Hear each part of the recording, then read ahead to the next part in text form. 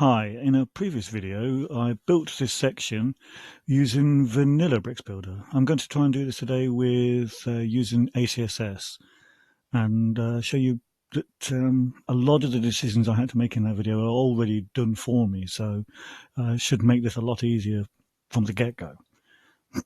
Right, as we can see, this is a two-column grid split section and it's got an SVG background. So let's start by putting in a section, and then within that container we are going to have two blocks. Let's just make sure it's done that. And then within the first block we will need a heading, and then some basic text, then a button, and then an image and some basic text. And then in the other block, which is going to be the wrapper for the image, we are going to put an image.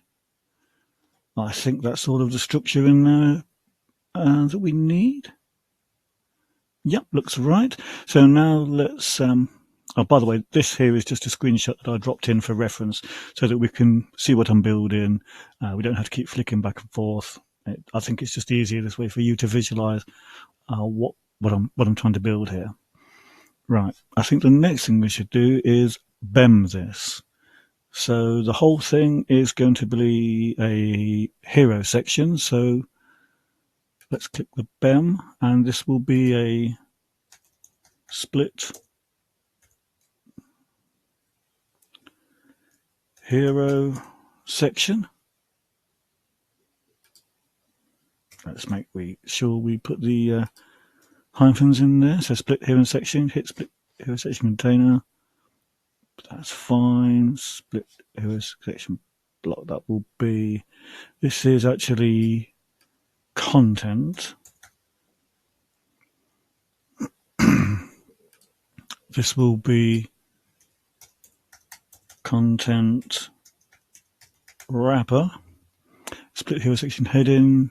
Text, this will be, let's call this intro. Split hero section button. This is going to be a main button that we'll use throughout the site, so probably won't include that. This is going to be, again, probably something that we might want to use throughout the site, the trust and the ratings, so we'll exclude those there and put our own classes on this. This is going to be the media wrapper, and this will be the media. Make sure we have sync labels and apply classes. Now if we go back to, oops, sorry, here, I do apologize, I'm confusing myself here. This image, this is going to be the review image. Reviews image, yep. And this will be the reviews rating. So let's click on those and add our own. In fact, what we need to do here is actually wrap this in a block and put that in there, because we want to use this separately throughout the, and this we'll call ratings. Yep, so let's click on this and we'll call this ratings wrapper. Let's change this, it's actually ratings logo, and this will be ratings text. Let's click on BEM this, ratings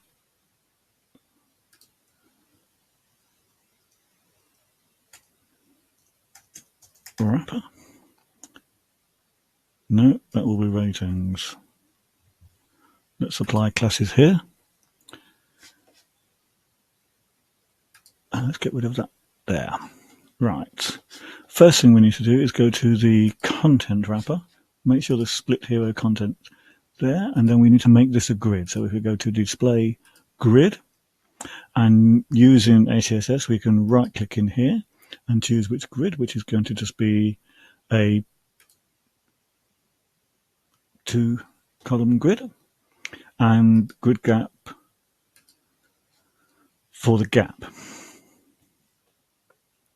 And something looks wrong. So that's media wrapper. Why is that there? Oh, no, I totally did that on the wrong thing. I really do apologize. Let's go back. We actually needed to do it on the split hero section content. Display grid, grid gap, and a 2-column grid. That looks much better. Right, let's put some content in here,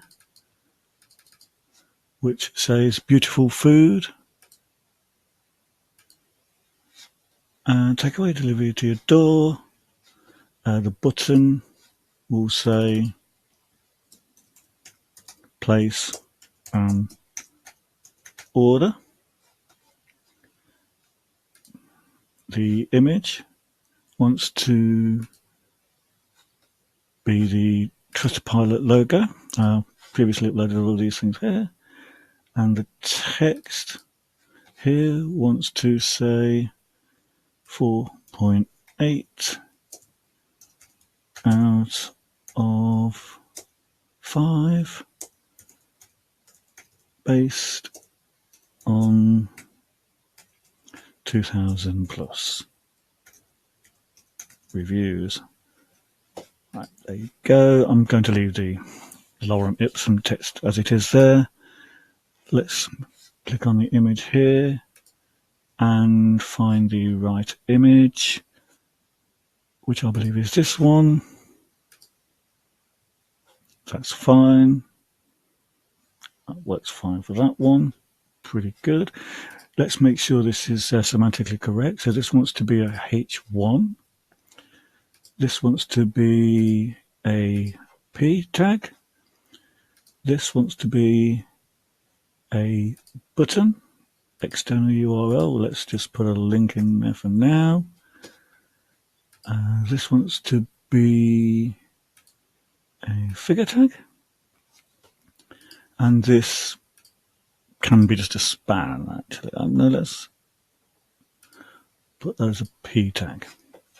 Right, let's just click save before we go any further. It looks like it's a lot narrower, but this is just a screenshot, as I say. It should be to the content width, which ACSS automatically sets out for me here. Right, let's look at the heading for a start. Right, that's a H1 heading, but it looks a lot smaller than that. So if that's going to be the main H1 heading, we have to go to ACSS and make that smaller to start with. So I'm using the ACSS beta, 3 betas, because I figured that essentially when most people are looking at this, it will be out and fine. So let's look at the typography. Now H1, base heading size 20 pixels. H1, we want it to be font size override. Let's make that 3 rem. Oh.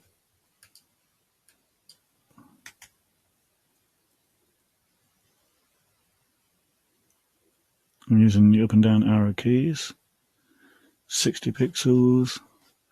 Base heading size, mobile desktop. That's the base heading size. I'm not sure how this works. So if we put 60 pixels there and take that away, it was 20. Let's just do an override of 60 pixels because that looks fine. Save that. I'm sure this is the wrong way to do it. I need to watch Kevin's ACSS 101. Right. The rest of the typography I'm going to change here because the colour's fine. That's set up in there. The font size, I'm not overriding it. I've overridden it here because I want all the H1s to be the same. But I do want the line height to be tighter. And I've put 1 there because I believe that's how it is there. And then to tackle the delivered in a separate colour, what I will do here is go to the text and wrap that in a span tag and put the closing span tag there. And then if we go down to CSS and press Tab R for root and then type in span with the curly brackets,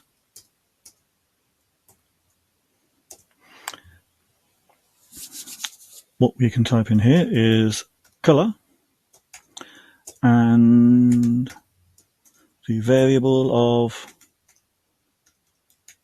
primary, which is the primary color, and as you can see, it's changed it to that. Now that text is looking a little large, a little wide, let's say. Looks okay, actually. But we could probably change this down to 55. That looks better.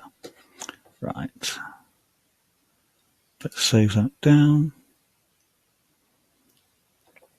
As you can see, using ACSS, we have a bit more control over everything, let's say. Right, what I need to do now is this actual text is a little wide, so let's put a max width here of 30 characters. That's still a little wide, so let's control this down.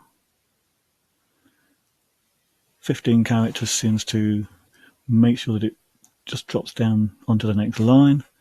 That's pretty good there. We can close this down and just click save so we can have a quick look at what we've got. Next, let's tackle the button.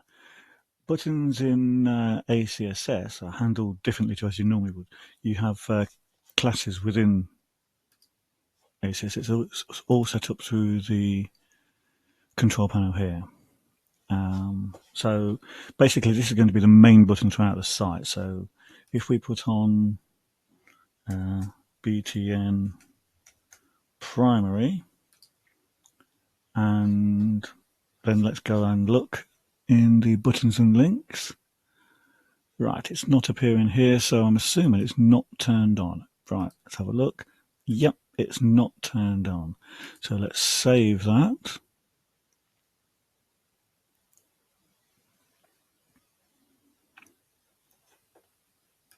And then go back to buttons, and now we have primary here. It's appeared. As you can see, it's changed it here.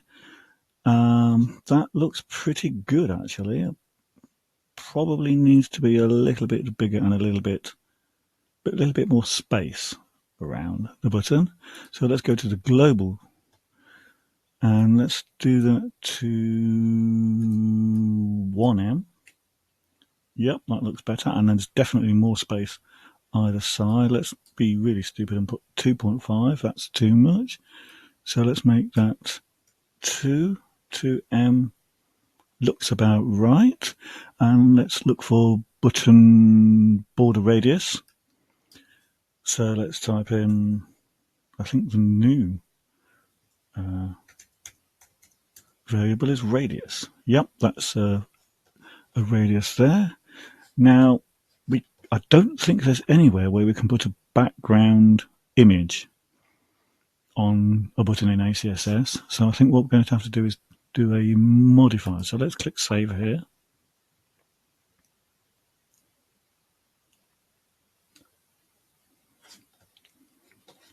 And then let's add a modify class, which will be btn underscore, oh, sorry, dash primary dash SVG, let's say. Make sure that class is selected. Go to background, and I have previously uploaded all of the required files. Inside there, button wave, yes, that's the one. So let's just there, and there we are. So that should be on all buttons, as long as I add that class now. If we need it, we just add the button primary SVG. Right. Looking at the section above, it looks like this content section is centered on the image. So if we look at this side, make sure the class is selected and it's flex down, and let's center that. So that's now in with there. That looks pretty good. What we need to do then is try and tackle the SVG there, which should be straightforward. Let's just click on the section, make sure the class is selected, go to Style, Background, select the image, and I believe this is the image that we need to drop in there. Looks obviously wrong, but let's make sure that this is top right. Set to no repeat. And we will set this to not be cover, contain, custom size, and let's make this 50%. Well, that looks a pretty good guess. In fact, I think that's a very good guess. Maybe just a little more. Let's try to gain 55%. No, too much. 52%. Yep, I think I'm happy with that. That looks pretty good. As I say, this is just a screenshot, so the width here isn't relevant really as far as I'm concerned. I want it to be content width. Right, we do have a gap in there, definitely, yeah. Probably center this. That's about the only thing I would say. Let's center this image.